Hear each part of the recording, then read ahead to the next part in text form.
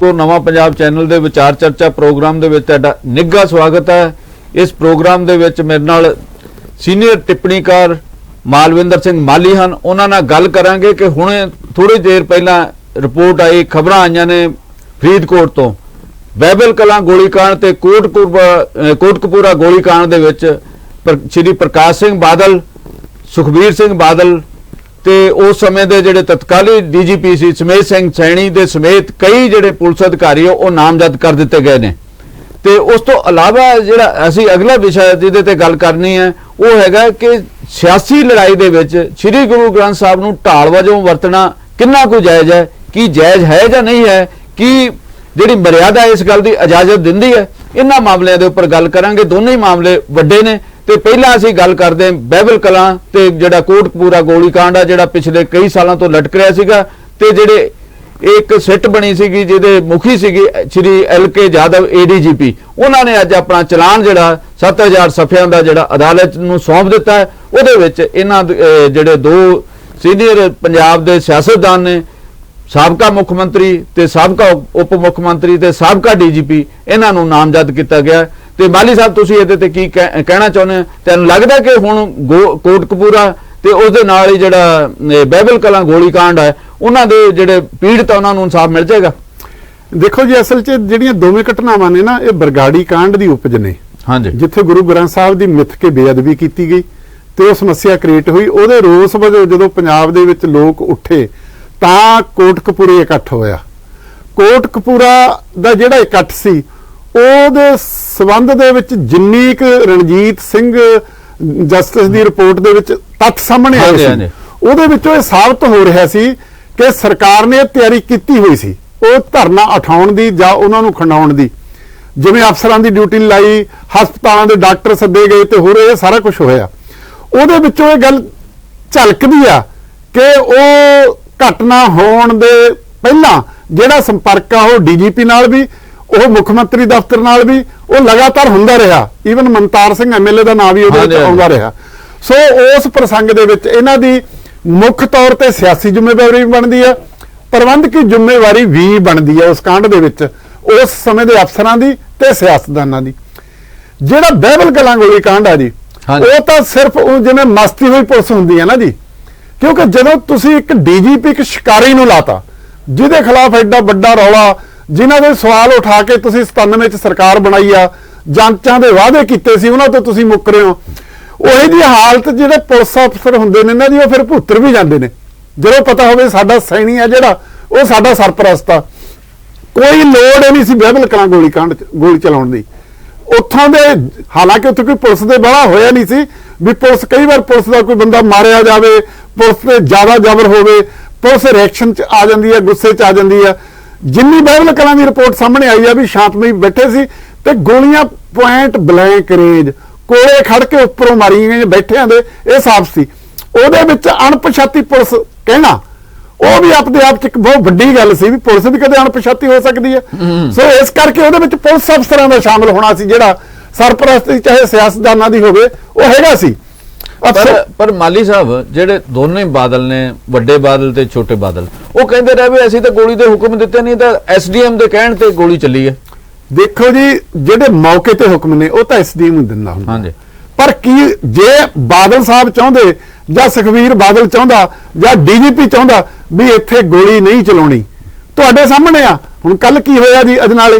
हाँ जी, मतलब उत्थे तां कुछ भी कर सकदी सी पुलिस, जो हालत सी ਜਦੋਂ ਹੁਕਮ ਨਹੀਂ ਸੀ ਵੀ ਨਹੀਂ ਚਲਾਉਣੀ, ਨਹੀਂ ਗੋਲੀ ਚਲਾਈ। ਸੋ ਇਸ ਕਰਕੇ ਜਦੋਂ ਤੁਸੀਂ ਇਹ ਕਹਿੰਦਾ ਵੀ ਖੰਡਾਉਣਾ, ਜੇ ਤਾਂ ਨਾਲ ਇਹ ਕਹਿੰਦੇ ਵੀ ਗੋਲੀ ਨਹੀਂ ਚਲਾਉਣੀ ਫਿਰ ਤਾਂ ਨਾ ਚੱਲਦੀ। ਜਦੋਂ ਇਹ ਆ ਗਿਆ ਵੀ ਹਰ ਹਾਲਤ 'ਚ ਇਹ ਖੰਡਾਉਣਾ, ਹੁਣ ਉਹ ਫੋਨ ਟੇਪ ਤਾਂ ਹੋਏ ਨਹੀਂ, ਕੀ ਆ ਇੱਕ ਸੈਂਸ ਬਣ ਜਾਂਦੀ ਹੈ। ਕਿਉਂਕਿ ਜਿਹੜਾ ਚੌਂਕ ਹੈ ਨਾ ਜੀ ਕੋਟਕਪੂਰਾ, ਉਹ ਟਰਾਂਸਪੋਰਟ ਮਾਫੀਆ ਲਈ ਬਹੁਤ ਅਹਿਮ ਸੀ। ਉਥੋਂ ਕਈ ਰੂਟ ਲੰਘਦੇ ਸੀ ਜਿਹਦੇ ਵਿੱਚੋਂ ਇਹ ਮਿਥ ਲਿਆ ਸੀ ਵੀ ਇਹਨਾਂ ਨੂੰ ਖਾਲੀ ਕਰਾਉਣਾ, ਜਿਹਦੇ ਵਿੱਚ ਇਹ ਭਾਣਾ ਜਿਹੜਾ ਇਹ ਵਾਪਰਿਆ। ਹੁਣ ਤੱਕ ਅਸਲ 'ਚ ਚਾਹੇ ਬਰਗਾੜੀ ਕਾਂਡ ਲੈ ਲਓ, ਚਾਹੇ ਕੋਟਕਪੂਰਾ ਲੈ ਲਓ, ਚਾਹੇ ਬਾਈਬਲ ਲੈ ਲਓ, ਇੱਥੇ ਇਨਸਾਫ ਦੀ ਸਿਆਸਤ ਨਹੀਂ ਹੋਈ। ਜੰਮੂ ਸਾਹਿਬ ਵੋਟਾਂ ਦੀ ਸਿਆਸਤ ਹੋਈ ਆ। ਨਹੀਂ ਐਡੇ ਕਿੰਨੇ ਕਿਹੇ ਮਸਲੇ ਸੀ, ਕਿੰਨਾ ਕੁਝ CCTV 'ਚ ਆ ਗਿਆ ਸੀ ਵੀ ਇਹ ਸਿੱਧੇ ਤੌਰ ਤੇ ਨਾ ਜਿਹੜੇ ਸ਼ਾਮਲ ਨੇ, ਤੇ ਬਾਕੀ 2 ਤਾਂ ਕਮਿਸ਼ਨ ਬਣ ਗਏ ਜੀ। ਇਹ ਤੇ ਉਹਦੇ ਆਧਾਰ ਤੇ ਇਹਨਾਂ ਨੂੰ ਨਿਪਟਾਇਆ ਜਾ ਸਕਦਾ ਸੀ ਪਹਿਲਾਂ, ਪਰ ਇਹਨਾਂ ਨੂੰ ਜਿਵੇਂ ਬਰਗਾੜੀ ਕਾਂਡ ਨੂੰ ਵੋਟਾਂ ਖਾਤਰ ਵਰਤਿਆ, ਉਮੀਦ ਕਰ ਇਹਨਾਂ ਨੂੰ ਵਰਤਿਆ। ਚਲੋ ਹੁਣ ਉਹ ਜਾਂ ਚਾਰਜ ਸ਼ੀਟ ਦੇ ਵਿੱਚ ਨਾਮਜ਼ਦ ਹੋਏ ਨੇ, ਲੋਕਾਂ ਨੂੰ ਮਤਲਬ ਮੈਨੂੰ ਇਹ ਲੱਗਦਾ ਵੀ ਕੋਈ ਠੰਡ ਤਾਂ ਪਊਏ, ਕਿਉਂਕਿ ਇਹ ਸਪਸ਼ਟ ਇੱਕ ਸਵਾਲ ਇਹ ਵੀ ਹੁੰਦਾ, ਮੁੱਦੇ ਤੁਹਾਡੇ ਸਾਹਮਣੇ, ਤੁਸੀਂ ਕਹਿੰਦੇ ਹੋ ਇਨਸਾਫ ਚਾਹੀਦਾ, ਜੇ ਤੁਸੀਂ ਸਪਸ਼ਟ ਹੋਵੋ ਵੀ ਸਾਨੂੰ ਕੀ ਇਨਸਾਫ ਚਾਹੀਦਾ, ਉਹ ਛੇਤੀ ਹੱਲ ਹੋ ਜਾਂਦਾ, ਨਹੀਂ ਫਿਰ ਹੌਲੀ ਹੌਲੀ ਲਮਕਦਾ, ਉਸ ਤਰ੍ਹਾਂ ਹੱਲ ਹੁੰਦਾ ਜੀ। ਨਹੀਂ, ਇਹ ਜਿੰਨੇ ਵੀ ਉੱਥੇ ਅਫਸਰ ਸੀਗੇ ਜਿਹੜੇ ਬਾਹਰੋਂ ਗਏ ਸੀਗੇ, ਉਹਨਾਂ ਦੇ ਵੀ ਨਾਂ ਇਹਦੇ 'ਚ ਸ਼ਾਮਲ ਹੋਏ ਆ, ਜਿਨ੍ਹਾਂ ਦੇ ਵਿੱਚ ਪਰਮਰਾਜ ਉਮਰਾ ਨੰਗਲ ਵੀ ਸੀਗੇ, ਉਸ ਚਰਨਜੀਤ ਸ਼ਰਮਾ ਜਿਹੜੇ ਆ ਉਹ ਮੋਗੇ ਦੇ SSP ਸੀ, ਇਹ ਸਾਰੇ ਕਾਫੀ ਹੋਰ ਅਧਿਕਾਰੀ ਵੀ ਸੀਗੇ, ਕਈ ਅਧਿਕਾਰੀਆਂ ਦੇ ਨਾਂ। ਲੋਕ ਜਿਹੜੇ ਉੱਥੇ ਧਰਨਾ ਜਿਹੜਾ ਬਰਗਾੜੀ ਦੇ ਵਿੱਚ ਧਰਨਾ ਚੱਲ ਰਿਹਾ, ਕੀ ਉਹ ਜਿਹੜੀ ਅੱਜ ਚਾਰਜ ਸ਼ੀਟ ਪੇਸ਼ ਕੀਤੀ ਗਈ ਹੈ, ਕੀ ਇਹਦੇ ਤੋਂ ਉਹਨਾਂ ਦਾ ਉਹ ਸੰਤੁਸ਼ਟ ਹੋ ਜਾਣਗੇ, ਕੀ ਉਹ ਆਪਣਾ ਅੰਦੋਲਨ ਕਰਨਗੇ? ਇਸ ਦੇ ਨਾਲ ਹੀ ਜਿਹੜਾ ਇੱਥੇ ਅੰਦੋਲਨ ਚੱਲ ਰਿਹਾ ਚੰਡੀਗੜ੍ਹ ਦੀਆਂ ਬਰੂਹਾਂ ਤੇ, ਤੁਹਾਨੂੰ ਕੀ ਲੱਗਦਾ ਇਹ ਦੋਨੇ ਅੰਦੋਲਨ ਵਾਲਿਆਂ ਨੂੰ ਕੁਝ ਰਾਹਤ ਮਿਲੂਗੀ? ਉਹ ਸਮਝਣਗੇ ਇਸ ਗੱਲ ਵੀ ਇਹ ਮਾਮਲਾ ਹੱਲ ਹੋ ਗਿਆ? ਦੇਖੋ ਜੀ, ਇਸ ਤੋਂ ਵੱਧ ਹੋਰ ਕੀ ਸੀ, ਮਤਲਬ ਗੱਲ ਤਾਂ ਇੱਥੇ ਆ ਕੇ ਟਿਕਦੀ ਸੀ ਨਾ, DGP ਤੇ ਬਾਦਲਾਂ ਤੱਕ ਸੂਈ ਜਾਂਦੀ ਹੈ, ਮਤਲਬ ਇਹਨਾਂ ਨੂੰ ਕਿਉਂ ਨਹੀਂ ਤੁਸੀਂ ਭਲੇਟਦੇ, ਕਿਉਂ ਨਹੀਂ ਲਿਆਉਂਦੇ? ਬਾਕੀ ਗੱਲਾਂ ਬਾਰੇ ਤਾਂ ਕੋਈ ਸਵਾਲ ਆਇਆ ਨਹੀਂ, ਕਿਉਂਕਿ ਪੁਲਿਸ ਅਫਸਰ ਪਹਿਲਾਂ ਨਾਮਜ਼ਦ ਵੀ ਹੋਏ ਨੇ, ਉਹਨਾਂ ਨੇ ਜ਼ਮਾਨਤਾਂ ਵੀ ਕਰਾਈਆਂ ਨੇ, ਚਲਾਨ ਵੀ ਪੇਸ਼ ਹੋਏ ਨੇ, ਗੱਲ ਤਾਂ TC ਦੇ ਬੇਰ ਸੀ ਜਿਹੜੇ ਉਹਨਾਂ ਨੂੰ ਭਲੇਟਣ ਦੀ ਗੱਲ ਸੀ, ਇਦੋਂ ਅੱਗੇ ਤਾਂ ਮੈਨੂੰ ਲੱਗਦਾ ਹੋਰ ਕੋਈ ਗੱਲ ਹੈ ਨਹੀਂ। ਤੇ ਮੇਰਾ ਖਿਆਲ ਜਿਹੜੇ ਪੀੜਤ ਧਿਰਾਂ ਨੇ ਉਹਨਾਂ ਨੂੰ ਲੱਗੇਗਾ ਕਿ ਇਹ ਤੋਂ ਬਾਅਦ ਇਨਸਾਫ ਦੀ ਜਿਹੜੀ ਗੱਲ, ਭਾਵੇਂ ਕਿ ਇਨਸਾਫ ਜਿਹੜਾ ਅਦਾਲਤ ਨੇ ਦੇਣਾ, ਅਦਾਲਤ ਨੇ ਦੇਖਣਾ ਹੁਣ ਅੱਗੇ ਕੀ ਕਾਰਵਾਈ ਕਰਨੀ ਹੈ। ਫਰੀਦਕੋਟ ਦੇ ਵਿੱਚ ਕੇਸ ਚੱਲੇਗਾ ਤੇ ਮੈਨੂੰ ਲੱਗਦਾ ਹੈ ਕਿ ਭਾਵੇਂ ਇਹ ਕੇਸ ਬਹੁਤ ਲਟਕ ਗਿਆ, ਕਈ ਸਾਲ ਹੋ ਗਿਆ, ਤੇ ਹੁਣ ਲੱਗਦਾ ਕਿ ਗੱਲ ਇਸ ਪਾਸੇ ਵੱਲ ਨੂੰ ਤੁਰੀ ਹੈ ਤੇ ਪੀੜਤ ਧਿਰਾਂ ਇਸ ਗੱਲ ਤੋਂ ਥੋੜਾ ਸਹਿਮਤ ਹੋਣਗੀਆਂ। ਹਾਂਜੀ, ਇਹ ਤਾਂ ਉਹ ਸਰਜੀਤ ਪਾਤਰ ਦਾ ਵੀ ਸ਼ੇਅਰ ਆ ਨਾ ਜੀ, ਇਹਨਾਂ ਅਦਾਲਤਾਂ 'ਚ ਬੰਦੇ ਵਿਰਖ ਹੋ ਗਏ, ਫੈਸਲਾ ਸੁਣਦਿਆਂ ਸੁੱਕ ਗਏ ਨੇ, ਆਖੋ ਇਹਨਾਂ ਨੂੰ ਉਜੜੇ ਘਰੀ ਜਾਣ, ਹੁਣ ਇਹ ਕਦੋਂ ਤੱਕ ਇੱਥੇ ਖੜੇ ਰਹਿਣਗੇ? ਅਦਾਲਤਾਂ ਦਾ ਜਿਹੜਾ ਇਨਸਾਫ ਦਾ ਅਮਲਾ ਉਹ ਵੀ ਬਹੁਤ ਲੰਮਾ, ਬਾਕੀ ਜਿਵੇਂ ਉਲਝਾਏ ਨੇ ਜੀ, ਕਿੰਨੇ ਕਮਿਸ਼ਨ ਜੀ, ਕਿੰਨੀਆਂ ਸਿੱਟਾਂ ਜੀ, ਕਿਵੇਂ ਚਲਾਨ ਤਿੰਨ ਤਾਂ ਸਿੱਟ ਨੇ ਇਹਦੇ 'ਚ, ਇਸ ਕਰਕੇ ਚੋਰ ਮੋਰੀਆਂ ਇਹਦੇ ਵਿੱਚ ਬਹੁਤ ਨੇ ਬਚ ਨਿਕਲਣ ਦੀਆਂ। ਚਲੋ ਦੇਖਦੇ ਆ ਕੀ ਬਣਦਾ। ਨਹੀਂ, 2 ਸਿੱਟ ਆਪਣੀ ਰਿਪੋਰਟ ਪੇਸ਼ ਕਰ ਚੁੱਕੀਆਂ, ਜਿਹੜੀ ਤੀਜੀ ਸਿੱਟ ਹੈ ਸ਼੍ਰੀ ਨੌ ਨਿਹਾਲ ਸਿੰਘ ਵਾਲੀ, ਉਹਨੇ ਅਜੇ ਆਪਣੀ ਰਿਪੋਰਟ ਦੇਣੀ ਹੈ। ਮੇਰਾ ਖਿਆਲ ਇਹ ਇਥੋਂ ਦੀ ਹੈ ਤੇ ਬਹੁਤ ਮੇਰਾ ਖਿਆਲ ਪਾਣੀ ਜਿਹੜਾ ਵਹਿ ਗਿਆ ਤੇ ਲੱਗਦਾ ਕਿ ਹੁਣ ਜਿਹੜਾ ਇਨਸਾਫ ਵਾਲੇ ਪਾਸੇ ਵੱਲ ਨੂੰ ਗੱਲ ਚੱਲੇਗੀ। ਬਾਕੀ ਅਦਾਲਤ ਦਾ ਲੋਅਰ ਕੋਰਟ ਹੈ, ਉਹ ਤੋਂ ਅੱਗੇ ਵੱਡੀ ਡਿਸਟ੍ਰਿਕਟ ਕੋਰਟ ਆ ਜਾਏਗੀ, ਫਿਰ ਹਾਈ ਕੋਰਟ ਆ ਜਾਏਗੀ, ਸੁਪਰੀਮ ਕੋਰਟ ਤੱਕ ਅੱਗੇ ਲੰਮਾ ਸਫ਼ਰ ਜਿਹੜਾ ਉਹ ਤੈਅ ਕਰਨਾ ਪਏਗਾ। ਇਹਦੇ 'ਚ ਦੇਖਣਾ ਹੋਏਗਾ ਕਿ ਕੀ ਮਾਮਲਾ ਕਿੱਧਰ ਨੂੰ ਚੱਲਦਾ। ਪਰ ਜਿਹੜਾ ਇਸ ਸਰਕਾਰ ਦੇ ਉੱਪਰ ਜ਼ਿੰਮੇਵਾਰੀ ਸੀਗੀ ਕਿ ਇਹਨਾਂ ਨੇ ਵਾਰ-ਵਾਰ ਵਾਅਦੇ ਕੀਤੇ ਸੀਗੇ ਵੀ ਅਸੀਂ ਜਲਦੀ ਇਨਸਾਫ ਦੇਵਾਂਗੇ, ਅੱਜ ਮੇਰਾ ਖਿਆਲ ਚਲਾਨ ਪੇਸ਼ ਹੋਣ ਤੋਂ ਬਾਅਦ ਇਹ ਸਰਕਾਰ ਵੀ ਥੋੜੀ, ਉਹਨੇ ਵੀ ਸੁੱਖ ਦਾ ਸਾਹ ਲਿਆ ਹੋਏਗਾ ਤੇ ਮੇਰਾ ਖਿਆਲ ਜਿਹੜੀ ਰਹਿੰਦੀ ਰਿਪੋਰਟ ਆ ਉਹ ਵੀ ਜਲਦੀ ਆ ਜਾਏਗੀ ਤੇ ਇਨਸਾਫ ਵਾਲੇ ਪਾਸੇ ਗੱਲ ਤੁਰੇਗੀ। ਤੁਹਾਨੂੰ ਕੀ ਲੱਗਦਾ ਕਿ ਕਿੰਨੇ ਕੁ ਸਮੇਂ ਦੇ ਵਿੱਚ ਅਦਾਲਤਾਂ ਤੋਂ ਇਨਸਾਫ ਮਿਲ ਜਾਏਗਾ? ਨਹੀਂ, ਦੇਖੋ ਜੋ ਹਾਲ ਆ ਸਾਡੇ ਅਦਾਲਤਾਂ ਦਾ, ਜੇ 6-6 ਸਾਲ ਦੀਆਂ ਨਸ਼ੇ ਦੀਆਂ ਜਾਂਚ ਰਿਪੋਰਟਾਂ ਨਹੀਂ ਖੁੱਲੀਆਂ, ਬੰਦ ਲਿਫਾਫੇ 'ਚ ਪਈਆਂ ਨੇ, ਸੋ ਇਸ ਕਰਕੇ ਅਦਾਲਤਾਂ ਨੇ ਨਾ ਜਿਹੜੀਆਂ ਹੁਣ ਤੱਕ ਤਾਂ ਆਪਾਂ ਇਹ ਕਹਿੰਦੇ ਹੁੰਦੇ ਸੀ ਨਾ ਜੀ, ਸਿਆਸਤਦਾਨ, ਅਫਸਰਸ਼ਾਹ, ਮਾਇਆਧਾਰੀ ਤੇ ਮਾਫੀਆ ਇਕੱਠੇ ਹੋ ਗਏ, ਪਰ ਹੁਣ ਅਦਾਲਤਾਂ ਤੇ ਵੀ ਉਂਗਲ ਉੱਠਣ ਲੱਗ ਗਈ ਵੀ ਅਦਾਲਤਾਂ ਵੀ ਇਹਨਾਂ ਦੀ ਸਰਪ੍ਰਸਤੀ, ਇਹਨਾਂ ਨੂੰ ਬਚਾਉਣ ਦਾ ਰੋਲ ਆ ਜਿਹੜੀ ਆ ਉਹ ਨਿਭਾ ਰਹੀਆਂ ਨੇ। ਸੋ ਇਸ ਕਰਕੇ ਦੇਖਦੇ ਆ, ਜਿਵੇਂ ਤੁਸੀਂ ਦੱਸਿਆ, ਕਿਉਂਕਿ ਵੱਡੇ ਬੰਦੇ ਇਨਵੋਲਵ ਨੇ ਇਹਦੇ ਵਿੱਚ। ਹਾਂਜੀ, ਵੱਡੇ ਬੰਦੇ ਇਨਵੋਲਵ ਨੇ, ਉਹ ਅੰਤ ਤੱਕ ਜਾਣਗੇ ਜੀ, ਸੁਪਰੀਮ ਕੋਰਟ ਤੱਕ ਜਾਣਗੇ ਬਿਲਕੁਲ। ਕਿਉਂਕਿ ਜਿਹੜੇ ਦੋਨੇ ਬਾਦਲ ਨੇ, ਸੁਖਬੀਰ ਸਿੰਘ ਬਾਦਲ, ਵੱਡੇ ਬਾਦਲ ਸ਼੍ਰੀ ਪ੍ਰਕਾਸ਼ ਸਿੰਘ ਬਾਦਲ ਤੇ ਉਹਨਾਂ ਨਾਲ ਸਾਬਕਾ DGP, ਉਹ ਪਹਿਲਾਂ ਵੀ 1-2 ਮਾਮਲਿਆਂ 'ਚ ਉਹਨਾਂ ਨੂੰ ਸੁਪਰੀਮ ਕੋਰਟ ਤੱਕ ਗਏ ਤੇ ਉਹਨਾਂ ਨੂੰ ਅਲਟੀਮੇਟਲੀ ਰਾਹਤ ਜਿਹੜੀ ਹੈ ਉਹ ਸੁਪਰੀਮ ਕੋਰਟ ਤੋਂ ਸਮੇਤ ਸੈਣੀ ਉਹਨਾਂ ਨੂੰ ਮਿਲੇ ਸੀ। ਖਾਸ ਕਰਕੇ ਜਿਹੜਾ ਮੋਹਾਲੀ ਦਾ ਇੱਕ ਮੁੰਡਾ ਜਿਹੜਾ ਉਸ ਦੌਰ 'ਚ ਮਾਰਿਆ ਗਿਆ ਸੀਗਾ, ਤਾਂ ਇੱਥੋਂ ਤਾਂ ਰਾਹਤ ਨਹੀਂ ਮਿਲੀ। ਮੇਰਾ ਇਸ ਕਰਕੇ ਮੇਰਾ ਅੰਦਾਜ਼ਾ ਕਿ ਮਾਮਲਾ ਸੁਪਰੀਮ ਕੋਰਟ ਤੱਕ ਅਲਟੀਮੇਟਲੀ ਜਾਏਗਾ। ਤੇ ਇਸ ਦੇ ਨਾਲ ਇੱਕ ਹੋਰ ਵੀ ਮਾਮਲਾ ਹੈਗਾ, ਜਿਹੜੇ ਡੇਰਾ ਸਿਰਸਾ ਹੈ ਉਹ ਚਾਹੁੰਦੇ ਆ, ਉਹਨਾਂ ਨੇ ਇੱਕ ਅਰਜੀ ਦਿੱਤੀ ਜਿਹਦੇ ਬਾਰੇ ਫੈਸਲਾ 28 ਨੂੰ ਹੋਣਾ, ਵੀ ਇਹ ਕੇਸ ਜਿਹੜਾ ਇੱਥੋਂ ਬਦਲਿਆ ਜਾਵੇ।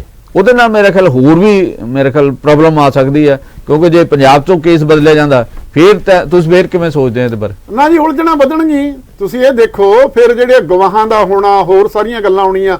ਦੂਜੀ ਗੱਲ ਇਹ ਆ ਵੀ ਇੱਥੋਂ ਦੀ ਜਿਹੜੀ ਜੁਡੀਸ਼ਰੀ ਆ, ਇੱਥੋਂ ਦੇ ਜਿਹੜੇ ਉਹ ਹਾਲਾਤ ਨਾਲ ਜੁੜੇ ਹੁੰਦੇ ਨੇ, ਉਹਨਾਂ ਨੂੰ ਬਹੁਤ ਸਾਰੇ ਕੁਝ ਦੇਖੋ, ਅਦਾਲਤ ਨੇ ਫੈਸਲਾ ਤਾਂ ਕਾਗਜ਼ਾਂ ਦੇ ਆਧਾਰ ਤੇ ਕਰਨਾ ਹੁੰਦਾ, ਸਬੂਤਾਂ ਦੇ ਆਧਾਰ ਤੇ ਕਰਨਾ ਹੁੰਦਾ, ਪਰ ਫਿਰ ਵੀ ਉਹ ਇੱਕ ਗੱਲ ਲੋਕ ਚੇਤਨਾ ਜਾਂ ਲੋਕਾਂ ਦਾ ਦਬਾਅ ਉਹਨੂੰ ਹਮੇਸ਼ਾ ਧਿਆਨ 'ਚ ਰੱਖਦੀਆਂ ਹੁੰਦੀਆਂ ਨੇ। ਉਹ ਕੁਦਰਤੀ ਮਾਨਸਿਕ ਤੌਰ ਤੇ ਹੁੰਦਾ, ਬਾਹਰ ਕੇਸ ਜਾਈ ਜਾਵੇ, ਉਹਦਾ ਬੇਅਦਬੀ ਦਾ ਕੀ ਮੀਨਿੰਗ ਆ ਜੀ, ਸਿੱਖਾਂ ਲਈ ਇਹਦਾ ਕੀ ਮਤਲਬ ਆ ਜੀ, ਇਹਦਾ ਕੀ ਮਤਲਬ ਆ, ਉਹਦੇ ਲਈ ਪਰਸੈਪਸ਼ਨ ਕਮਜ਼ੋਰ ਜਾਂ ਮਜ਼ਬੂਤ ਜਾਂ ਬਦਲ ਜਾਂਦੀਆਂ ਹੁੰਦੀਆਂ ਨੇ। ਇਸ ਕਰਕੇ ਉਹਦਾ ਵੀ ਬਿਲਕੁਲ ਮੇਰੇ ਹਿਸਾਬ ਨਾਲ ਨਾ ਪੱਖੀ ਅਸਰ ਪਊ ਜੇ ਇਹ ਬਾਹਰ ਭੇਜਿਆ ਜਾਂਦਾ ਕੇਸ, ਕਿਉਂਕਿ ਉਹਦਾ ਫੈਸਲਾ 28 ਫਰਵਰੀ ਨੂੰ ਆਉਣਾ ਵੀ ਬਦਲਿਆ ਜਾਵੇ ਕਿ ਨਾ ਬਦਲਿਆ ਜਾਵੇ। ਜੀ ਜੀ। ਤੋ ਮੈਨੂੰ ਲੱਗਦਾ ਕੁੱਲ ਜੋ ਸਥਿਤੀ ਬਣ ਰਹੀ ਹੈ ਇਸ ਪਾਸੇ ਵੱਲ ਨੂੰ ਕਦਮ ਚੁੱਕੇ ਗਏ ਹੈ ਕਿ ਜਿਹੜੇ ਪੀੜਤ ਧਿਰਾਂ ਉਹਨਾਂ ਨੂੰ ਇਨਸਾਫ ਮਿਲੇ ਤੇ ਅਲਟੀਮੇਟਲੀ ਅਸੀਂ ਸਹਿਮਤ ਹੈ ਕਿ ਇਹਦੇ ਉੱਪਰ ਬਹੁਤ ਕੁਝ ਹੋ ਚੁੱਕਾ। 7 ਸਾਲ ਹੋ ਗਏ ਸਾਰੇ ਇਸ ਪ੍ਰੋਸੈਸ ਨੂੰ ਚੱਲਦੇ ਆ। 2 ਸਰਕਾਰਾਂ 3 ਸਰਕਾਰਾਂ, ਤੀਜੀ ਸਰਕਾਰ ਆ ਚੁੱਕੀ ਹੈ ਤੇ ਹੁਣ ਮੇਰੇ ਖਿਆਲ ਥੋੜਾ ਇਨਸਾਫ ਦੀ ਜਿਹੜੀ ਆਸ ਉਹ ਵੱਧਦੀ। ਆਪਾਂ ਤਾਂ ਇਹੀ ਅਰਦਾਸ ਕਰ ਸਕਦੇ ਆ ਨਾ ਜੀ, ਵੱਡੇ ਬਾਦਲ ਸਾਹਿਬ ਦੀ ਸਿਹਤਯਾਬੀ ਹੋਵੇ, ਲੰਮੀ ਉਮਰ ਹੋਵੇ, ਉਹ ਇਸ ਮਾਮਲੇ ਨੂੰ ਨਿਬੇੜਨ, ਉਹਨਾਂ ਦੇ ਜਿਉਂਦੇ ਜੀ ਸੱਚ ਸਾਹਮਣੇ ਆਵੇ। ਆਪਾਂ ਤਾਂ ਇਹੀ ਅਰਦਾਸ ਕਰ ਸਕਦੇ ਆ ਕਿਉਂਕਿ ਉਹ ਬਜ਼ੁਰਗ ਨੇ, ਉਹਨਾਂ ਦੀ ਹਾਲਤ ਆ ਜਿਹੜੀ ਸਿਹਤ ਵੀ ਬਹੁਤ ਢਿੱਲੀ ਹੈ। ਅੱਛਾ, ਇਸ ਤੋਂ ਅਗਲੇ ਮਸਲੇ ਵੱਲ ਵਧਦੇ ਆ। ਜਿਹੜਾ ਮਸਲਾ ਕੱਲ ਦਾ ਅਜਨਾਲਾ ਦਾ ਹੈ, ਬਹੁਤ ਮਸਲਾ ਜਿਹੜਾ ਉਹ ਚਰਚਾ ਦੇ ਵਿੱਚ ਹੈ। ਜੋ ਕੁਝ ਉੱਥੇ ਹੋਇਆ, ਉੱਥੇ ਜਿਵੇਂ ਸ੍ਰੀ ਗੁਰੂ ਗ੍ਰੰਥ ਸਾਹਿਬ ਨੂੰ ਜਿਹੜਾ ਉਹ ਸਿਆਸੀ ਲੜਾਈ ਦੇ ਵਿੱਚ ਵਰਤਣ ਦਾ ਯਤਨ ਕੀਤਾ ਗਿਆ, ਕੀ ਮਰਿਆਦਾ ਇਹਦੀ ਆਗਿਆ ਦਿੰਦੀ ਹੈ? ਕੀ ਇਹ ਨੈਤਿਕ ਤੌਰ ਤੇ ਜਾਇਜ਼ ਹੈ ਕਿ ਤੁਸੀਂ ਆਪਣੀ ਲੜਾਈ ਦੇ ਵਿੱਚ ਸ੍ਰੀ ਗੁਰੂ ਗ੍ਰੰਥ ਸਾਹਿਬ ਨੂੰ ਵਰਤੋ? ਜੋ ਉੱਥੇ ਕੱਲ ਹੋਇਆ ਤੇ ਪੁਲਿਸ ਨੂੰ ਜਿਵੇਂ ਜਿਹੜੇ ਆ ਉਹ ਕੁੱਟਣ ਦੀ ਗੱਲ ਹੋਈ ਹੈ, ਤੁਸੀਂ ਇਹ ਸਾਰੇ ਮਾਮਲੇ ਨੂੰ ਕਿਸ ਢੰਗ ਨਾਲ ਦੇਖਦੇ ਹੋ, ਕਿਸ ਨਜ਼ਰੀਏ ਨਾਲ ਦੇਖਦੇ ਹੋ? ਕੀ ਹੋਣਾ ਚਾਹੀਦਾ, ਕੀ ਗਲਤ ਕੀਤਾ ਗਿਆ ਉੱਥੇ? ਦੇਖੋ, ਇਹਦੇ ਵਿੱਚ ਬੁਨਿਆਦੀ ਮਸਲਾ ਸ੍ਰੀ ਗੁਰੂ ਗ੍ਰੰਥ ਸਾਹਿਬ ਦੇ ਅਦਬ ਤੇ ਬੇਅਦਬੀ ਦਾ, ਸਤਿਕਾਰ ਦਾ, ਜਿਹੜਾ ਬਿਲਕੁਲ ਸਿੱਖ ਧਰਮ ਨਾਲ, ਸਿੱਖ ਰਹਿਤ ਮਰਿਆਦਾ ਨਾਲ ਜਾਂ ਅਕਾਲ ਤਖਤ ਸਾਹਿਬ ਵੱਲੋਂ ਹੁਣ ਤੱਕ ਜੋ ਹਦਾਇਤਾਂ ਜਾਰੀ ਹੋਈਆਂ ਨੇ ਜਾਂ ਸਿੱਧਾਂ ਦਿੱਤੀਆਂ ਗਈਆਂ ਨੇ, ਇਵਨ ਆਨੰਦ ਕਾਰਜ ਕਰਨ ਵੇਲੇ ਕਿੱਥੇ ਪ੍ਰਕਾਸ਼ ਕੀਤਾ ਜਾ ਸਕਦਾ ਗੁਰੂ ਗ੍ਰੰਥ ਸਾਹਿਬ, ਕਿੱਥੇ ਨਹੀਂ ਕੀਤਾ ਜਾ ਸਕਦਾ, ਫਾਈਨਲ ਤਾਂ ਉੱਥੇ ਹੀ ਜਾ ਕੇ ਹੋਣਾ। ਪਰ ਅੱਜ ਤੱਕ ਮੈਂ ਜੋ ਸਿੱਖ ਵਿਦਵਾਨਾਂ ਦੀਆਂ, ਮਾਹਰਾਂ ਦੀਆਂ ਰਾਇਆਂ ਸੁਣੀਆਂ ਨੇ, ਉਹ ਕਹਿੰਦੇ ਇਤਿਹਾਸ ਇਹ ਤਾਂ ਹਮੇਸ਼ਾ ਹੀ ਹੁੰਦਾ ਰਿਹਾ ਵੀ ਜਿਹੜਾ ਸਿੱਖ ਆ ਉਹ ਪ੍ਰੇਰਨਾ ਵੀ ਗੁਰਬਾਣੀ ਤੋਂ ਲੈਂਦਾ, ਸੇਧ ਵੀ ਗੁਰਬਾਣੀ ਤੋਂ ਲੈਂਦਾ, ਤੇ ਜਦੋਂ ਉਹ ਸਰਬੱਤ ਦੇ ਭਲੇ ਲਈ, ਇਨਸਾਫ ਦੇ ਲਈ, ਜ਼ੁਲਮ ਦੇ ਖਿਲਾਫ ਲੜਾਈ ਲੜਦਾ ਤਾਂ ਉਹ ਅਰਦਾਸ ਵੀ ਕਰਦਾ, ਮੁੱਖ ਵਾਕ ਵੀ ਲੈਂਦਾ, ਓਟ ਆਸਰਾ ਲੈਂਦਾ। ਪਰ ਉਹ ਗੁਰੂ ਗ੍ਰੰਥ ਸਾਹਿਬ ਦੀ ਸਰੂਪ ਨੂੰ ਕਿਤੇ ਲੜਾਈ ਦੇ ਮੈਦਾਨ ਦੇ ਵਿੱਚ, ਜਿੱਥੇ ਲੜਾਈ ਹੋਣ ਦੀ ਸੰਭਾਵਨਾ ਹੋਵੇ, ਉੱਥੇ ਨਾਲ ਨਹੀਂ ਲੈ ਕੇ ਜਾਂਦਾ। ਜੇ ਫੌਜਾਂ 'ਚ ਜਾ ਕੇ ਤੇ ਹੋਰ ਸਮੇਂ ਲੜਾਈਆਂ ਹੁੰਦੀਆਂ ਨੇ, ਜਿੱਥੇ ਗੁਰੂ ਗ੍ਰੰਥ ਸਾਹਿਬ ਸੁਸ਼ੋਭਿਤ ਹੁੰਦੇ ਨੇ, ਉਹਨਾਂ ਨੂੰ ਇੱਕ ਵੱਖਰੇ ਥਾਂ ਤੇ ਰੱਖਿਆ ਜਾਂਦਾ, ਉਹਨਾਂ ਦੀ ਸੁਰੱਖਿਅਤਾ, ਉਹਨਾਂ ਦੀ ਲਈ ਵਿਸ਼ੇਸ਼ ਪ੍ਰਬੰਧ ਕੀਤੇ ਜਾਂਦੇ ਨੇ। ਇਤਿਹਾਸ ਦੇ ਵਿੱਚ ਪਹਿਲੀ ਵਾਰ ਇਹ ਹੋਇਆ ਕਿ ਕੋਈ ਬੰਦਾ, ਕੋਈ ਵਿਅਕਤੀ ਆਪਣੇ ਨਿੱਜੀ ਮਸਲੇ ਲਈ, ਜਿਹਦਾ ਨਾ ਕੌਮ ਨਾਲ ਸੰਬੰਧ ਆ ਨਾ ਕਿਸੇ ਹੋਰ ਨਾਲ ਸੰਬੰਧ ਆ, ਵਿਅਕਤੀਗਤ ਰੌਲੇ ਲਈ ਇੱਕ ਲੜਾਈ ਸ਼ੁਰੂ ਕਰਦਾ, ਉਹਨੂੰ ਕੌਮੀ ਲੜਾਈ ਬਣਾਉਂਦਾ ਤੇ ਇਹ ਐਲਾਨ ਕਰਦਾ ਵੀ ਅਸੀਂ ਥਾਣੇ ਜਾਣਾ। ਐਲਾਨ ਵੀ ਤੁਸੀਂ ਦੇਖੋ, ਪਹਿਲੇ ਦਿਨ ਐਲਾਨ ਇਹ ਆ ਵੀ ਜੱਲੂਪੁਰ ਖੇੜਾ ਉੱਥੋਂ ਅਸੀਂ ਨਵੇੜਾ ਕਰਨਾ ਜੀ, ਹੁਣ 2 ਹੱਥ ਦੇਖ ਕੇ ਤੁਰਨੇ ਆ। ਉਸ ਤੋਂ ਬਾਅਦ ਬੁੱਧ ਸਿੰਘ ਵਾਲੇ ਐਲਾਨ ਆ ਗ੍ਰਿਫਤਾਰੀ ਦੇ ਦਾਂਗੇ ਜੀ, ਜਿਹਨੂੰ ਬੁਲਾਉਣਗੇ ਅਸੀਂ ਉਹਨਾਂ ਕੋਲੇ ਭੇਜ ਦਾਂਗੇ। ਉਸ ਤੋਂ ਬਾਅਦ ਐਲਾਨ ਆ ਕਿ ਅਸੀਂ ਉੱਥੇ ਜਾਵਾਂਗੇ। ਫਿਰ ਕਿਹਾ ਧਰਨਾ ਲਾਓਗੇ? ਕੋਈ ਧਰਨਾ ਨਹੀਂ ਜੀ ਲਾਵਾਂਗੇ, ਅਸੀਂ ਸਾਹਮਣੇ ਪੇਸ਼ ਹੋਵਾਂਗੇ। ਦੱਸੋ ਤੁਸੀਂ ਬੰਦਿਆਂ ਨੂੰ ਚੱਕਦੇ ਕਿਉਂ ਫਿਰਦੇ ਹੋ? ਜਿਹੜੇ ਚਾਹੀਦੇ ਨੇ ਤੁਹਾਡੇ ਸਾਹਮਣੇ ਨੇ, ਦੱਸੋ ਅਸੀਂ ਪੇਸ਼ ਕਰਾਂਗੇ। ਇਹ ਸੱਦੇ ਤੇ ਇਸ ਤਰ੍ਹਾਂ ਲੱਗ ਰਿਹਾ ਸੀ ਜਿਵੇਂ ਪੁਰਅਮਨ ਤਰੀਕੇ ਨਾਲ ਇਹ ਸਾਰੀ ਗੱਲ ਸਿਰੇ ਚੜ੍ਹਨੀ ਆ। ਪਰ ਜੋ ਗੱਲ ਸਾਹਮਣੇ ਆਈ ਆ, ਇਹਦੀ ਵੱਡੀ ਪੱਧਰ ਤੇ ਤਿਆਰੀ ਕੀਤੀ ਗਈ। ਉਸ ਤਿਆਰੀ ਦੇ ਵਿੱਚ ਫਿਰ ਗੁਰੂ ਗ੍ਰੰਥ ਸਾਹਿਬ ਨੂੰ, ਜਿਵੇਂ ਪਹਿਲਾਂ ਨਾ ਸ਼ਬਦ ਗੁਰੂ ਨੂੰ ਦੇਹਧਾਰੀ ਗੁਰੂ ਬਣਾਇਆ, ਪੰਨਿਆਂ ਨੂੰ ਅੰਗ ਬਣਾਇਆ, ਹੁਣ ਉਹਨਾਂ ਨੂੰ ਇੱਕ ਲੜਾਈ ਦੇ ਵਿੱਚ ਹਥਿਆਰ ਵਜੋਂ ਜਾਂ ਢਾਲ ਵਜੋਂ ਵਰਤਣ ਲਈ ਉਹਨਾਂ ਦੀ ਅਗਵਾਈ ਨੂੰ ਇਹ ਕਹਿ ਕੇ ਉਹਨਾਂ ਨੂੰ ਪਾਲਕੀ ਸਾਹਿਬ ਦੇ ਵਿੱਚ ਮੂਹਰੇ ਲਾਇਆ। ਮੁੜ ਕੇ ਜਾ ਕੇ ਥਾਣੇ 'ਚੋਂ ਸੁਸ਼ੋਭਿਤ ਕੀਤਾ ਤੇ ਜੋ ਕੁਝ ਉੱਥੇ ਹੋਇਆ ਉਹ ਤੁਹਾਨੂੰ ਪਤਾ ਹੀ ਆ ਵੀ ਪੁਲਿਸ ਨੇ ਪਿੱਛੇ ਹਟਿਆ ਤੇ ਪੁਲਿਸ ਤੇ ਹਮਲੇ ਹੋਏ। ਉਸ ਤੋਂ ਬਾਅਦ ਤੁਸੀਂ ਵੇਖੋ ਉੱਥੇ ਫੇਰ ਇਹ ਐਲਾਨ ਕਰਤਾ, ਜੇ ਗਏ ਤਾਂ ਇਹ ਕਹਿਣ ਸੀ ਵੀ ਫੜ ਲਵੋ, ਜਿਹੜੇ ਚਾਹੀਦੇ ਨੇ ਛਾਪੇ ਛੁਪੇ ਮਾਰਨੀ ਬੰਦ ਕਰੋ। ਉੱਥੇ ਇਹ ਵੀ ਜੇ ਕੱਲ ਨੂੰ ਨਹੀਂ ਛੱਡਦੇ ਸਾਡੇ ਉਹ ਬੰਦੇ ਨੂੰ ਤਾਂ ਇੱਥੇ ਮੋਰਚਾ ਲੱਗ ਗਿਆ। ਸ਼ਾਮ ਨੂੰ ਇੱਥੇ ਅੰਮ੍ਰਿਤ ਸੰਚਾਰ ਵੀ ਹੋਊ।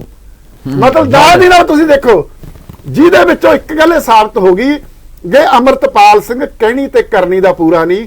ਇਹ ਗੁਰੂ ਸਾਹਿਬ ਦਾ ਜਿਹੜਾ ਸੰਦੇਸ਼ ਆ, ਜਿਨ ਮਨ ਹੋਰ ਮੁਖ ਹੋਰ ਸੋ ਕਾਂਡੇ ਕੱਚਿਆ, ਉਹਦੇ ਵਿੱਚ ਇਹ ਜਵਾਬ ਦੇ ਬਣਦਾ। ਸੋ ਇਸ ਪੱਖ ਤੋਂ ਦੇਖਣ ਨੂੰ ਇਹ ਲੱਗਦਾ ਵੀ ਪੁਲਿਸ ਦਵਲ ਲਈ, ਪੁਲਿਸ ਕੁੱਟ ਲਈ। ਪਰ ਜਿਹੜਾ ਐਸਐਸਪੀ ਦਾ ਬਿਆਨ ਆਇਆ ਜੀ, ਜੇ ਤੁਸੀਂ ਉਹਦਾ ਅਸਰ ਦੇਖੋ ਜਾਂ ਉਹਦਾ ਮਤਲਬ ਦੇਖੋ, ਪੰਜਾਬ ਪੁਲਿਸ ਦਾ ਕਿਰਦਾਰ ਵਿਹਾਰ ਆਪਾਂ ਦੇਖੀ ਆ ਨਾ ਜੀ ਕੀ ਆ, ਉਹਨੂੰ ਤੁਸੀਂ ਸਹੀ ਨਹੀਂ ਠਹਿਰਾ ਸਕਦੇ। ਪਰ ਬਦਲੀ ਹੋਈ ਹਾਲਤ ਇੱਕ ਐਸਪੀ ਵੱਲੋਂ ਇਹ ਕਹਿਣਾ ਕਿਉਂਕਿ ਗੁਰੂ ਗ੍ਰੰਥ ਸਾਹਿਬ ਪਾਲਕੀ ਦੇ ਵਿੱਚ ਸੁਸ਼ੋਭਿਤ ਸੀ, ਨਾਲ 5 ਪਿਆਰੇ ਸੀ, ਉਹਨਾਂ ਤੇ ਅਸੀਂ ਲਾਠੀ ਚਾਰਜ ਨਹੀਂ ਕਰ ਸਕਦੇ ਸੀ, ਅਥਰੂ ਗੈਸ ਪਾਣੀ ਦੀਆਂ ਵਿਛਾੜਾਂ ਨਹੀਂ ਕਰ ਸਕਦੇ ਸੀ। ਮੇਰੇ ਮੁੰਡੇ ਪਿੱਛੇ ਹਟੇ, ਅਸੀਂ ਡਾਂਗਾ ਖਾਧੀਆਂ, ਅਸੀਂ ਕਿਰਪਾਨਾਂ ਝੱਲੀਆਂ, ਪਤਾ ਨਹੀਂ ਕਿੰਨੇ ਬੰਦੇ ਜ਼ਖਮੀ ਹੋਏ। ਇਹ ਗੁਰੂ ਸਾਹਿਬ ਦੇ ਅਦਬ ਨੂੰ ਪ੍ਰਮੁੱਖ ਰੱਖ ਕੇ ਹੋਇਆ। ਉਹਦੀ ਇਹ ਸਵਾਲ ਉੱਭਰਿਆ ਆ, ਜੇ ਪੁਲਿਸ ਇਸ ਕਰਕੇ ਹਟੀ ਆ ਤਾਂ ਜਿਨ੍ਹਾਂ ਨੇ ਕੀਤਾ ਕਿ ਇਹ ਗੁਰੂ ਗ੍ਰੰਥ ਸਾਹਿਬ ਦੀ ਬੇਅਦਬੀ ਨਹੀਂ। ਬਿਲਕੁਲ ਇਹ ਸਵਾਲ ਬੜਾ ਵੱਡਾ ਗੰਭੀਰ ਆ, ਡਿਸਕਸ ਹੋ ਰਿਹਾ। ਤੇ ਸਭ ਤੋਂ ਅਫਸੋਸਨਾਕ ਗੱਲ ਇਹ ਆ, ਸ਼੍ਰੋਮਣੀ ਕਮੇਟੀ, ਸਿੱਖ ਆਗੂ ਇਸ ਬਾਰੇ ਚੁੱਪ ਨੇ। ਨਹੀਂ, ਇੱਕ ਪਾਸੇ ਤਾਂ ਅਸੀਂ ਬਰਗਾੜੀ ਦੀ ਜਦੋਂ ਗੱਲ ਕਰਦੇ ਹਾਂ, ਅਸੀਂ ਸ੍ਰੀ ਗੁਰੂ ਗ੍ਰੰਥ ਸਾਹਿਬ ਦੀ ਬੇਅਦਬੀ ਦੀ ਗੱਲ ਕਰਦੇ ਹਾਂ, ਹੋਰ ਥਾਵਾਂ ਦੀ ਬੇਅਦਬੀ ਦੀ ਗੱਲ ਕਰਦੇ ਹਾਂ। ਇਹ ਮੰਨਦੇ ਕਿ ਉੱਥੇ ਪੱਤਰੇ ਪਾੜੇ ਗਏ ਸੀ, ਪਰ ਇੱਥੇ ਵੀ ਸ੍ਰੀ ਗੁਰੂ ਗ੍ਰੰਥ ਸਾਹਿਬ ਨੂੰ ਵਰਤਿਆ ਗਿਆ ਸਿਆਸੀ ਲੜਾਈ ਦੇ ਵਿੱਚ। ਇਹਨੂੰ ਕਿਵੇਂ ਜਸਟੀਫਾਈ ਕੀਤਾ ਜਾ ਸਕਦਾ? ਇਹਦੇ ਉੱਪਰ ਵੀ ਸ਼੍ਰੋਮਣੀ ਗੁਰਦੁਆਰਾ ਪ੍ਰਬੰਧਕ ਕਮੇਟੀ ਨੂੰ ਤੇ ਜਿਹੜੇ ਇਹਦੇ ਨਾਲ ਸੰਬੰਧਿਤ ਜਿਹੜੇ ਹੋਰ ਆਗੂ ਨੇ, ਜਿਹੜੇ ਅਕਾਲੀ ਦਲ ਵੀ ਆਪਣੇ ਆਪ ਨੂੰ ਸਭ ਤੋਂ ਸਿੱਖਾਂ ਦੀ ਪਾਰਟੀ ਕਹਿੰਦਾ, ਉਹਨਾਂ ਸਾਰਿਆਂ ਨੂੰ ਬੋਲਣ ਦੀ ਲੋੜ ਨਹੀਂ। ਬਿਲਕੁਲ ਬੋਲਣਾ ਚਾਹੀਦਾ ਜੀ, ਕਿਉਂਕਿ ਨਹੀਂ ਇਹਦੇ ਨਤੀਜੇ ਬੜੇ ਖਤਰਨਾਕ ਨਿਕਲਣਗੇ। ਕਿਉਂਕਿ ਨਾ ਤਾਂ ਕੌਮੀ ਮੁੱਦਾ ਸੀ, ਨਾ ਕੌਮੀ ਲੜਾਈ ਸੀ, ਇੱਕ ਅੰਗ ਰੱਖਕ ਦਾ ਰੌਲਾ ਸੀ ਕਿਸੇ ਬੀਬੀ ਨਾਲ ਸੰਬੰਧਾਂ ਬਾਰੇ। ਉਹ ਮਸਲੇ ਨੂੰ ਨਿਬੇੜਨਾ ਚਾਹੁੰਦੇ ਸੀ। ਦੋ ਤਰੀਕੇ ਆ ਜੀ, ਜਾਂ ਤਾਂ ਸਿੱਖ ਮਰਿਆਦਾ ਅਨੁਸਾਰ ਨਿਬੇੜ ਲਓ, ਗੁਰੂ ਘਰ ਇਕੱਠੇ ਹੋਵੋ, ਅਕਾਲ ਤਖਤ ਇਕੱਠੇ ਹੋਵੋ, ਉਹਦੇ ਪਿੰਡ ਇਕੱਠੇ ਹੋਵੋ, ਮਸਲਾ ਨਿਬੇੜ ਦਿਓ, ਨਿਬੇੜਿਆ ਜਾਣਾ ਚਾਹੀਦਾ ਸੀ। ਜਾਂ ਦੂਜਾ ਫਿਰ ਕਾਨੂੰਨ ਇਹਦਾ ਹੱਲ ਕਰੂ। ਫਿਰ ਤੁਸੀਂ ਕਹਿੰਦੇ ਸਬੂਤ ਦਿਓ, ਸਾਡੇ ਬੰਦੇ ਨੂੰ ਕਿਸੇ ਨੂੰ ਫੜੋ ਨਾ, ਇੰਟਰੋਗੇਟ ਕਿਸੇ ਨੂੰ ਕਰੋ ਨਾ, ਸਬੂਤ ਕਿੱਥੋਂ ਆ ਜਾਣਗੇ? ਜਾਂ ਤਾਂ ਕੋਈ ਸੈਟੇਲਾਈਟ ਇਹੋ ਜਿਹਾ ਹੋਵੇ, ਜਿਵੇਂ ਕਹਿੰਦੇ ਗੂਗਲ ਦਾ ਸੈਟੇਲਾਈਟ ਆ, ਵੀ ਕਿੱਥੇ ਧਰਤ ਤੇ ਕਿਹੜੇ ਵੇਲੇ ਕੀ ਹੋ ਰਿਹਾ ਉਹਦੀ ਰਿਪੋਰਟ ਸਾਹਮਣੇ ਆ ਜੇ। ਨਹੀਂ, ਸਬੂਤ ਤਾਂ ਜਾਂਚ ਪੜਤਾਲ 'ਚ ਹੀ ਹੋਣਗੇ।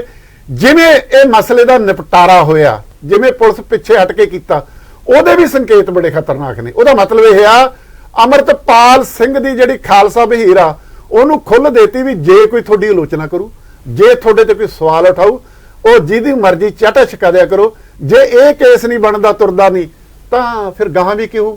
ਜਿਹੜਾ ਬੰਦਾ ਪੀੜਤ ਆ ਉਹ ਇਹ ਕਹਿ ਰਿਹਾ ਵੀ ਕਿਸੇ ਵੀ ਗੁਰੂ ਘਰ ਜਾਂ ਦਰਬਾਰ ਸਾਹਿਬ ਜਾ ਕੇ ਅਮਰਤਪਾਲ ਕਹਦੇ ਜੋ ਰਿਪੋਰਟ ਆ ਉਹ ਝੂਠ ਆ, ਮੈਂ ਕੇਸ ਹੀ ਵਾਪਸ ਲੈ ਲੂ। ਤੁਸੀਂ ਕਿਸੇ ਰਾਹ ਤਾਂ ਪਾਓ ਨਾ ਜੀ। ਫਿਰ ਇਹਦਾ ਤਾਂ ਮਤਲਬ ਇਹ ਹੋਇਆ ਵੀ ਨਾ ਅਸੀਂ ਕਾਨੂੰਨ ਨੂੰ ਮੰਨੀਏ, ਨਾ ਅਸੀਂ ਰਹਿਤ ਮਰਿਆਦਾ ਗੁਰੂ ਮਰਿਆਦਾ ਨੂੰ ਮੰਨੀਏ, ਜਿਵੇਂ ਸਾਡਾ ਜੀ ਕਰੂ ਅਸੀਂ ਉਸ ਤਰ੍ਹਾਂ ਮਸਲੇ ਨੂੰ ਨਜਿੱਠਾਂਗੇ। ਇਹ ਅਨਾਰਕੀ ਆ ਜਿਹੜੀ, ਗੱਲ ਸਹੇ ਦੀ ਨਹੀਂ ਜੰਮੂ ਸਾਹਿਬ। ਮਸਲਾ ਚਾਹੇ ਨਿੱਜੀ ਆ ਛੋਟਾ, ਗੱਲ ਪੈਸੇ ਦੀ ਆ।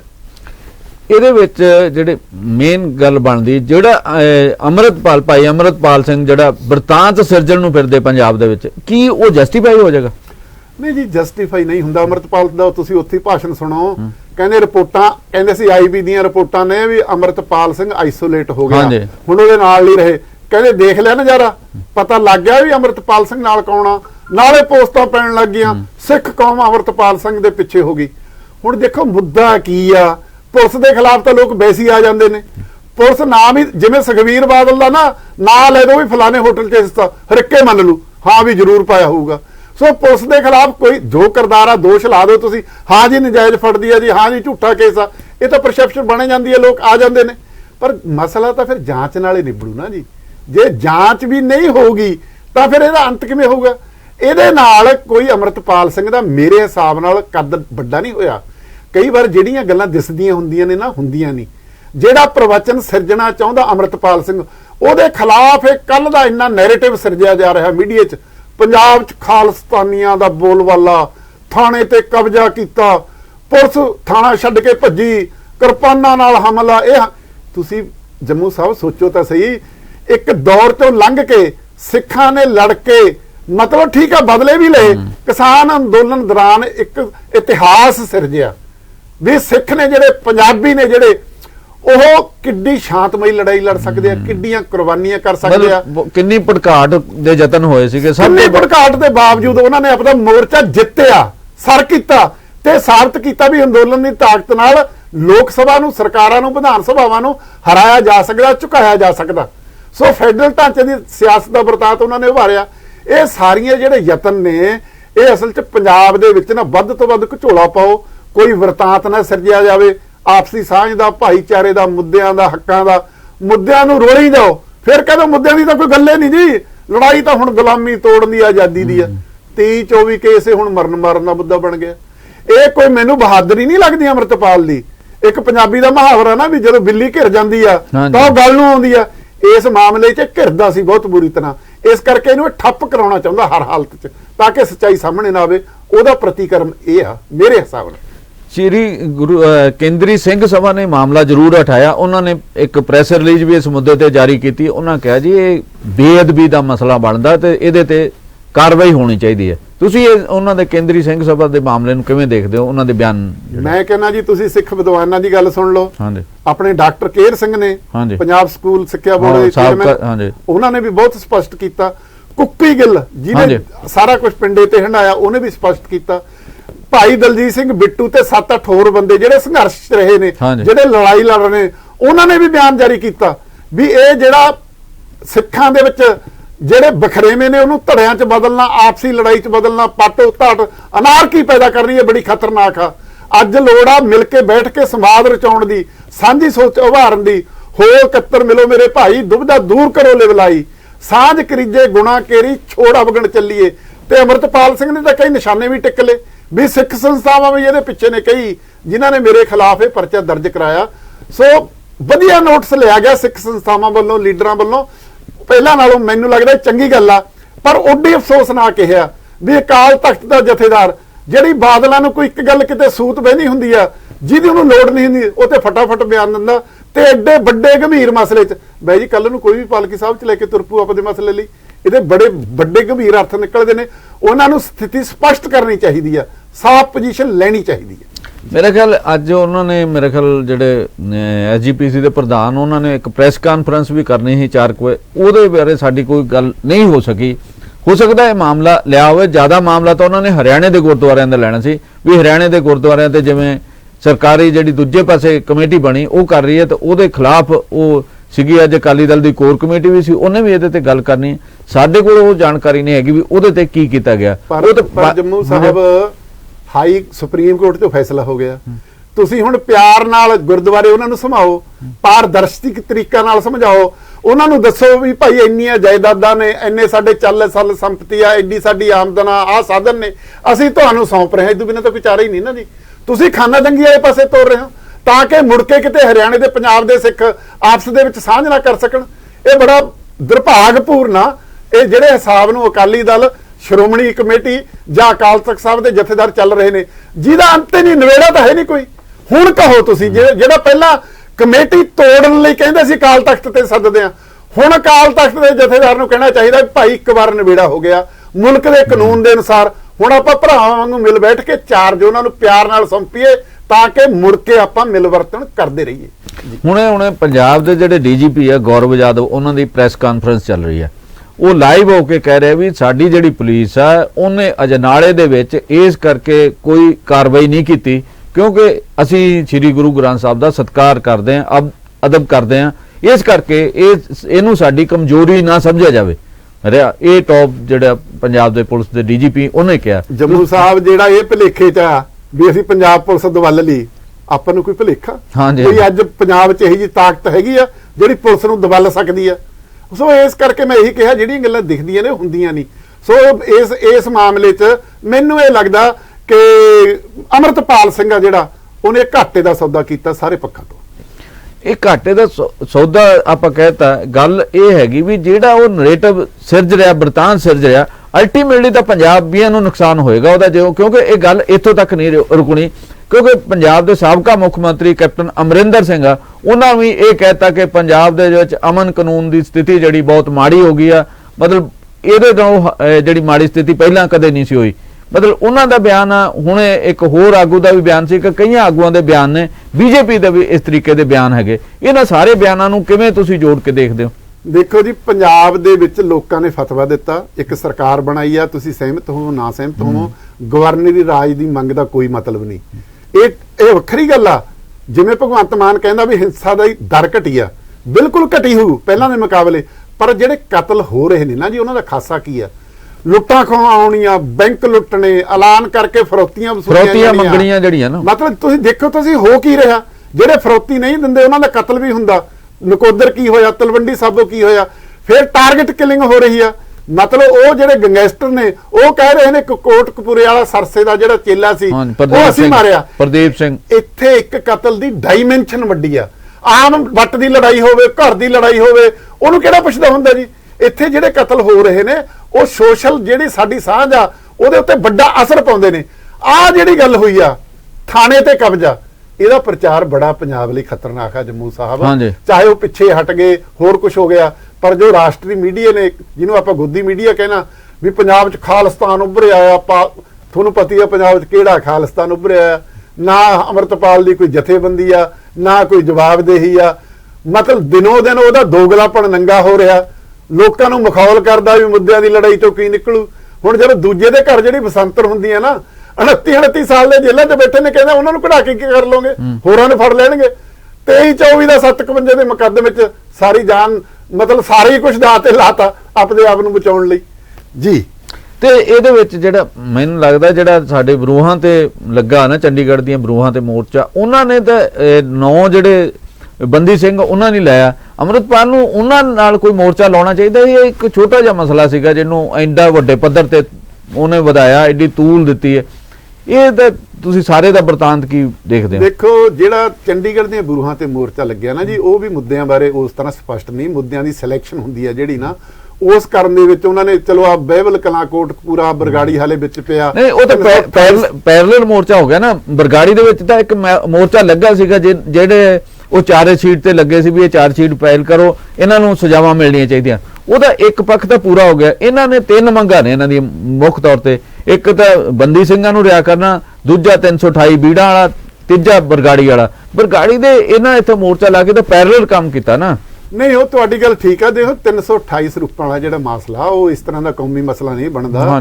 ਸ਼੍ਰੋਮਣੀ ਗੁਰਦੁਆਰਾ ਪ੍ਰਬੰਧਕ ਕਮੇਟੀ ਦੀਆਂ ਨਾਕਾਮੀਆਂ ਨੇ, ਉਹਨਾਂ ਦੇ ਪ੍ਰਬੰਧ 'ਚ ਗੜਬੜਾ, ਜਾਂ ਉਹ ਚੋਰੀ ਦਾ ਮਾਮਲਾ, ਜਾਂ 2 ਨੰਬਰ 'ਚ, ਮਤਲਬ ਉਹਨੂੰ ਤੁਸੀਂ ਕਿਸੇ ਤਰ੍ਹਾਂ ਕਹਿ ਸਕਦੇ ਹੋ ਸ਼੍ਰੋਮਣੀ ਕਮੇਟੀ ਨੇ ਆਪਣਾ ਪੱਖ ਪੇਸ਼ ਕਰਤਾ। ਉਹਨੂੰ ਲੜਾਈ ਦਾ ਮੁੱਦਾ ਬਣਾਉਣ ਦਾ ਮਤਲਬ ਤਾਂ ਫਿਰ ਸਿੱਖਾਂ 'ਚ ਜਿਹੜਾ ਕਹਿੰਦੇ ਵੀ ਕੌਮ ਦੀ ਏਕਤਾ, ਕੌਮ ਇਹਨਾਂ ਮੁੱਦਿਆਂ ਤੇ ਇਕੱਠੇ ਹੋ ਜੇ। ਜਿਹੜੇ ਕੌਮ 'ਚ ਰੌਲੇ ਵਾਲੇ ਮਸਲੇ ਨੇ, ਜੇ ਤੁਸੀਂ ਉਹਨੂੰ ਮੁੱਦਾ ਬਣਾਓਗੇ, ਫਿਰ ਉਹ ਡਿੱਕਾ ਬਣਦਾ ਸਾਰਿਆਂ ਨੂੰ ਸਾਂਝਾ ਕਰਨ 'ਚ।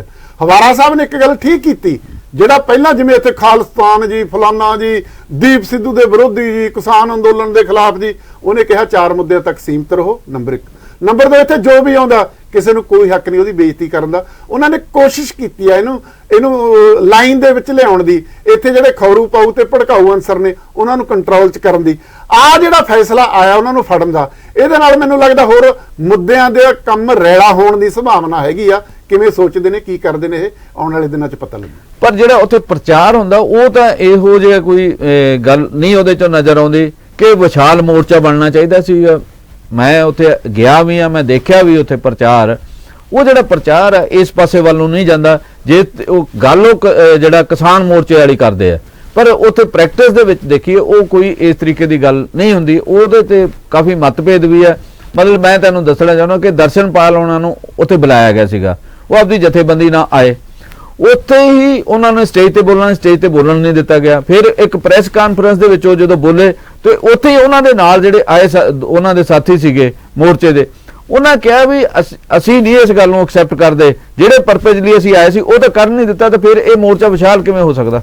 ਦੇਖੋ, ਜਦੋਂ ਮੋਰਚਾ ਲਾਇਆ ਨਾ ਜੀ, ਅਸਲ 'ਚ ਉਦੋਂ ਪਹਿਲਾਂ ਇਹਨਾਂ ਮੁੱਦਿਆਂ ਬਾਰੇ ਖਾਲਸਾ ਪੰਥ 'ਚ ਜਥੇਬੰਦੀਆਂ 'ਚ ਸੰਵਾਦ ਹੋਣਾ ਚਾਹੀਦਾ ਸੀ, ਕੋਈ ਸਾਂਝੀ ਰਾਏ ਤੈਅ ਕਰਨੀ ਚਾਹੀਦੀ ਸੀ।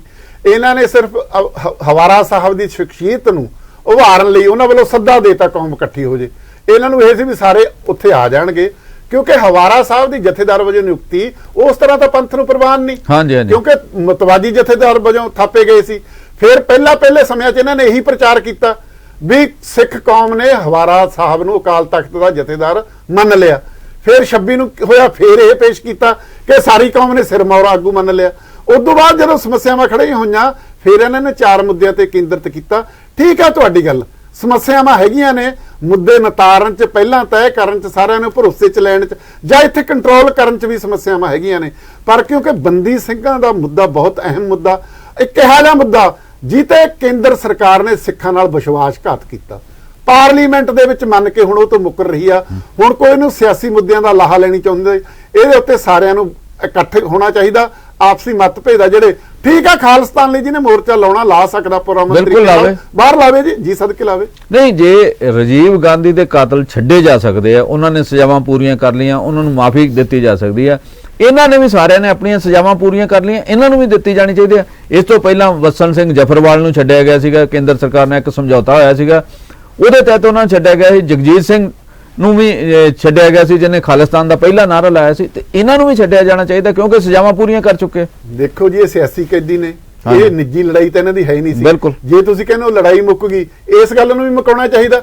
ਪਰ ਕੇਂਦਰ ਸਰਕਾਰ ਇਹ ਚਾਹੁੰਦੀ ਆ ਨਾ ਵੀ ਖਾਲਿਸਤਾਨ ਦਾ ਦੀਵਾ ਜਗਦਾ ਰਹੇ ਪੰਜਾਬ 'ਚ, ਉਹ ਹਿੰਦੂ ਰਾਸ਼ਟਰ ਨੂੰ ਬਲ ਦਿੰਦਾ, ਇਸ ਕਰਕੇ ਉਹ ਜਾਣ ਕੇ ਮਾਰਨਾ ਚਾਹੁੰਦੀ ਹੈ ਇਸ ਗੱਲ ਨੂੰ, ਸੌਦੇਬਾਜ਼ੀ ਕਰਨਾ ਚਾਹੁੰਦੀ ਆ ਕਿਸੇ ਧਿਰ ਨਾਲ, ਸੌਦੇਬਾਜ਼ੀ ਜਿਹੜੀ ਜੀ ਇਹਦਾ ਮਾਣ ਤਾਣਾ ਜਿਹੜਾ ਕਿਹਦੇ ਹੱਕ 'ਚ ਜਾਵੇ, ਕਿਉਂਕਿ ਉਹ ਬਾਦਲਾਂ ਦਾ ਬਦਲ ਚਾਹੁੰਦੀ ਹੈ ਜੀ ਆਪਾਂ ਨੂੰ ਪੱਕ। ਉਹ ਉਹਨਾਂ ਦਾ ਫੌ ਪੈ ਨਹੀਂ ਰਿਹਾ, ਢੀਂਡਸਾ ਬ੍ਰਹਮਪੁਰਾ ਹੋਰ ਕੁਝ ਕੀਤਾ, ਤੇ ਲਾਲਪੁਰਾ ਸਾਹਿਬ ਤੁਹਾਨੂੰ ਪਤਾ ਬੜੇ ਮਹਾਪੁਰਸ਼ ਨੇ, ਉਹ ਵੀ ਆਪਣੀਆਂ ਖੇਡਾਂ ਖੇਡਦੇ ਨੇ। ਸੋ ਇਹ ਮੋਰਚੇ ਖਾਤਰ ਇਸੇ ਕਰਕੇ ਬੰਦੀ ਸਿੰਘਾਂ ਨੇ ਕਿਹਾ ਨਾ ਜੀ ਕੁਝ ਨੇ ਵੀ ਸਾਡੀ ਰਿਹਾਈ ਲਈ ਕੋਈ ਸਮਝੌਤਾ ਨਹੀਂ ਹੋਣਾ ਚਾਹੀਦਾ, ਅਸੀਂ ਬਿਨਾਂ ਸ਼ਰਤ ਰਿਹਾਈ ਮੰਗਦੇ ਹਾਂ। ਤੇ ਕਾਨੂੰਨ ਨੇ ਜੋ ਮਰਜ਼ੀ ਕਿਹਾ, ਇਹਨਾਂ ਨੂੰ ਟਿਲ ਡੈਥ ਫਾਂਸੀਆਂ ਮਾਫ ਹੋ ਸਕਦੀਆਂ, ਟਿਲ ਡੈਥ ਆ ਜਿਹੜਾ ਉਹ ਤਾਂ ਸਿਆਸਤ ਨੇ ਫੈਸਲਾ ਕਰਨਾ, ਸਿਆਸਤ ਨੂੰ ਫੈਸਲਾ ਕਰਨਾ ਚਾਹੀਦਾ। ਉਹ ਤਾਂ ਰਾਜਵਾਨਾ ਸਾਹਿਬ ਬਾਰੇ ਵੀ ਨਹੀਂ ਸਿਆਸਤ ਫੈਸਲਾ ਕਰ ਰਹੀ, ਉਹਨੇ ਵੀ ਲਮਕਾ ਰਹੀ ਆ, ਸੁਪਰੀਮ ਕੋਰਟ ਨੇ ਕਿੰਨੀ ਵਾਰ ਦਖਲ ਦਿੱਤਾ। ਸੋ ਇਹ ਜਦੋਂ ਤੁਸੀਂ ਮਤਲਬ ਨੈਤਿਕ ਸਿਆਸਤ ਤੇ ਨਿਯਮਾਂ ਤੋਂ ਵੱਖ ਕਰਕੇ ਕੋਈ ਮੰਤਵ ਹਾਸਲ ਕਰਨ ਚਾਹੋ ਤਾਂ ਉਹਦੀਆਂ ਸਮੱਸਿਆਵਾਂ ਪੈਦਾ ਹੁੰਦੀਆਂ ਨੇ। ਤੇ ਇੱਕ ਜਿਹੜੀ ਤੁਸੀਂ ਗੱਲ ਕਹੀ ਹੈ ਉਹਦੇ ਤੋਂ ਅੱਗੇ ਕਈ ਇਸ ਗੱਲ ਨੂੰ ਵੀ ਧਿਆਨ ਰੱਖਦੇ ਆ, ਉਹ ਕਹਿੰਦੇ ਵੀ ਇਹ ਕਿਤੇ ਆਉਣ ਵਾਲੀਆਂ ਜਿਹੜੀਆਂ ਸ਼੍ਰੋਮਣੀ ਗੁਰਦੁਆਰਾ ਪ੍ਰਬੰਧਕ ਕਮੇਟੀ ਦੀਆਂ ਚੋਣਾਂ ਉਹਨਾਂ ਦੇ ਉੱਪਰ ਅੱਖ ਵੀ ਹੈਗੀ। ਦੇਖੋ ਜੀ, ਜਦੋਂ ਤੁਸੀਂ ਕੋਈ ਲੜਾਈ ਲੜਦੇ ਹੋ ਉਹਦੇ ਵਿੱਚ ਜੇ ਤੁਸੀਂ ਮੋਰਚਾ ਜਿੱਤਦੇ ਹੋ, ਉਦੋਂ ਬਾਅਦ ਤੁਸੀਂ ਕੀ ਸਿਆਸਤ ਕਰਨੀ ਆ ਉਹ ਤੇ ਉਹਦਾ ਅਸਰ ਤਾਂ ਪੈਂਦਾ। ਜੇ ਕਿਸਾਨ ਅੰਦੋਲਨ ਲੜਿਆ ਗਿਆ, ਕੁਝ ਕਿਸਾਨ ਜਥੇਬੰਦੀ ਨੂੰ ਲੱਗਿਆ ਵੀ ਅਸੀਂ ਚੋਣ ਲੜਨੀ ਆ, ਸਾਨੂੰ ਹਾਂ ਪੱਕੀ ਅਸਰ ਪਊ, ਇਸ ਕਰਕੇ ਜਿਹੜੀਆਂ ਸਾਰੀਆਂ ਧਿਰਾਂ ਨੇ ਇਹਨਾਂ ਨੇ ਸ਼੍ਰੋਮਣੀ ਕਮੇਟੀ ਦੀ ਚੋਣ 'ਚ ਹਿੱਸਾ ਲੈਣੀ ਆ। ਜਿਹਦੀ ਧਿਰ ਦੀ ਕਿਸੇ ਲੜਾਈ 'ਚ ਸਿੱਖਾਂ ਨੂੰ ਇਨਸਾਫ ਮਿਲ ਜਿੱਤ ਹੁੰਦੀ ਆ, ਕਿੱਡੀ ਕੁ ਹੁੰਦੀ ਆ, ਉਹਦਾ ਉਹਨੂੰ ਮਾਣ ਤਾਣ ਮਿਲਣੀ ਹੁੰਦਾ। ਇਹ ਤਾਂ ਕੁਦਰਤੀ ਗੱਲ ਹੈ, ਕੋਈ ਗੁਨਾਹ ਜਾਂ ਮਾੜੀ ਗੱਲ ਨਹੀਂ, ਕਿਉਂਕਿ ਲੜਾਈ ਉਹ ਸਿਆਸੀ ਆ, ਸਿਆਸੀ ਲੜਾਈ ਆ, ਸਿਆਸੀ ਮੁੱਦੇ ਨੇ ਜੀ। ਸੋ ਮਾਲੀ ਸਾਹਿਬ, ਇਸ ਸਾਡੇ ਸ਼ੋਅ 'ਚ ਜੋੜਨ ਲਈ ਤੁਹਾਡਾ ਬਹੁਤ ਬਹੁਤ ਸ਼ੁਕਰੀਆ। ਬਹੁਤ ਸਾਰੇ ਮਾਮਲਿਆਂ ਦੇ ਉੱਪਰ ਤੁਸੀਂ ਚਰਚਾ ਕੀਤੀ ਹੈ, ਲੋਕ ਸਾਡੇ ਦਰਸ਼ਕਾਂ ਨਾਲ ਆਪਣਾ ਗਿਆਨ ਸਾਂਝਾ ਕੀਤਾ। ਮੈਨੂੰ ਲੱਗਦਾ ਕਈ ਮਸਲੇ ਹੋਰ ਵੀ ਉੱਭਰਨਗੇ ਜਿਹੜੇ ਸਵਾਲ ਜਵਾਬ ਇਹਦੇ ਤੋਂ ਆਏ, ਉਹਨਾਂ ਬਾਰੇ ਅਸੀਂ ਫੇਰ ਤੁਹਾਡੇ ਨਾਲ ਚਰਚਾ ਕਰਾਂਗੇ। ਤੁਹਾਡਾ ਬਹੁਤ ਬਹੁਤ ਧੰਨਵਾਦ। ਧੰਨਵਾਦ ਜੀ, ਤੁਹਾਡਾ ਵੀ ਬਹੁਤ ਬਹੁਤ।